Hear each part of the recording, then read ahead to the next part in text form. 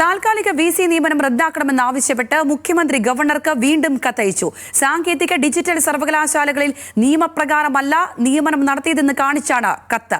നിയമന നടപടി സുപ്രീം കോടതി വിധിയുടെ ലംഘനമെന്നും കത്തിലുണ്ട്. ഹാൻസ് ജോൺ ഉണ്ട് കൂടുതൽ വിശദാംശങ്ങളുമായി. ഹാൻസ്, ഒരു ഘട്ടത്തിൽ ഒരു തരത്തിലും സർക്കാർ ഗവർണർ പോര എന്ന തരത്തിലേക്ക് സർക്കാർ വിചാരിച്ചിട്ടേ ഇല്ലായിരുന്നു. പരമാവധി അതിൽ സംയമനം പാലിക്കുന്ന ഒരു സാഹചര്യമായിരുന്നു. പക്ഷേ ഇക്കാര്യങ്ങളിലേക്ക് വരുമ്പോൾ സർക്കാർ ആ സംയമനത്തെ അല്പം മാറ്റിവെക്കുന്ന സാഹചര്യം നമ്മൾ ഈ ദിവസങ്ങളിലൊക്കെ കണ്ടത്. ഏറ്റവും ഒടുവിലായി മുഖ്യമന്ത്രി ഇക്കാര്യത്തിൽ കത്തയച്ചിരിക്കുന്നു. കത്തിൽ എന്തെല്ലാം കാര്യങ്ങളാണ് പ്രതിപാദിച്ചിരിക്കുന്നത്? തുറന്ന യുദ്ധത്തിലേക്ക് പോകാനുള്ളൊരു സൂചന, അതിനുള്ള തുടക്കമാവുകയാണോ ഈ കത്ത്? സംഗീത, ഈ KTU ഡിജിറ്റൽ സർവകലാശാലകളിൽ താൽക്കാലിക വിസിമാരെ പുനർനിയമിച്ചുകൊണ്ട് ഗവർണർ വിജ്ഞാപനമിറക്കിയതിന് പിന്നാലെയാണ് ഇപ്പോൾ സർക്കാർ ഗവർണർ പോര് പ്രത്യക്ഷത്തിലേക്ക് കടന്നിരിക്കുന്നത്. സർക്കാരിൻ്റെ പാനൽ തള്ളിക്കൊണ്ടാണ് ഇത്തരത്തിൽ നേരത്തെ ഉണ്ടായിരുന്ന ഡോക്ടർ സിസ തോമസിനെയും K ശിവപ്രസാദിനെയും പുനർനിയമിച്ചുകൊണ്ട് ഗവർണർ വിജ്ഞാപനമിറക്കിയത്. ഇതിനെതിരെ രൂക്ഷ വിമർശനമാണ് സർക്കാരിൻ്റെ ഭാഗമായിട്ടുള്ള മന്ത്രിമാരടക്കം മുന്നോട്ട് വെച്ചത്. ഇതിന് പിന്നാലെയാണ് ഇപ്പോൾ മുഖ്യമന്ത്രി പിണറായി വിജയൻ തന്നെ നേരിട്ട് രംഗത്തെത്തിയിരിക്കുന്നത്.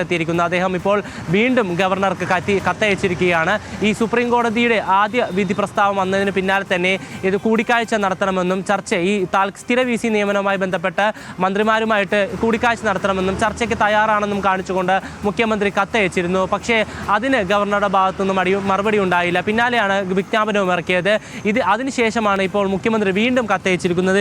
ഈ കത്തിൽ പറഞ്ഞിരിക്കുന്നത് താൽക്കാലിക വിസി നിയമനം നിയമപരമല്ല, ഇത് സുപ്രീം കോടതിയുടെ സുപ്രീം കോടതി നിയമങ്ങളുടെ ലംഘനമാണ്. കൂടാതെ സുപ്രീം കോടതി വിധി വന്നതിന് ശേഷവും അതിൻ്റെ അന്തസ്സത്തയ്ക്ക് എതിരായ നടപടിയാണ് ഗവർണറുടെ ഭാഗത്തുനിന്നുണ്ടായത്.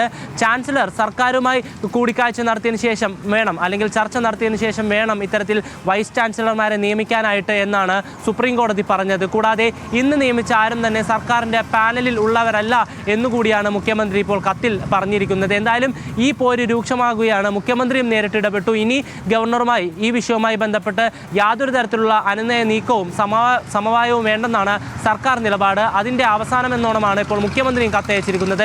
ഇനി ഈ വിഷയം സുപ്രീം കോടതിയിലേക്ക് എത്തും എന്നുള്ള വിവരം തന്നെയാണ് നമുക്ക് ലഭിക്കുന്നത്. സംഗീത. ശരി ഹാൻസ്.